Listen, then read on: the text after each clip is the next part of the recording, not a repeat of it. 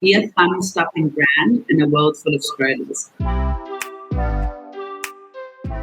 What's the key phase that you should keep in mind when you start your business? For me, something that I live by with my own business is a quote that I use quite often, and it's be a thumb-stopping brand in a world full of scrollers.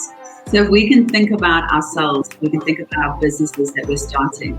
How do we create an offering, a brand, a content strategy that actually gets people to stop scrolling and actually engage with your brand story that is essentially going to sell? So think about how you're setting yourself up to be a thumb stopper. I suppose in a world where we're all just consuming content all day, and that goes back to your point of differentiation. Remember that people buy why you do something and not necessarily what you do. Thumb stopper, I think, is the word of 2021. Thumb stopper in a world full of scrollers. We know from Big Ben or something that comments about how much content we actually go through in a day. So how do you get yourself to stand out?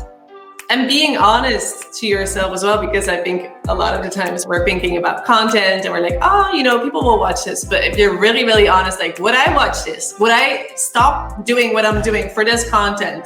Sometimes it's just a no, and that's okay. But sometimes you need to be honest to yourself as well. It's seconds now. Everything's seconds. Yeah. How the people consume information now. We have, for example, TikTok that is 15 seconds gap, and so. You should be good now. You should really be good to keep the attention. Compete with that. Definitely.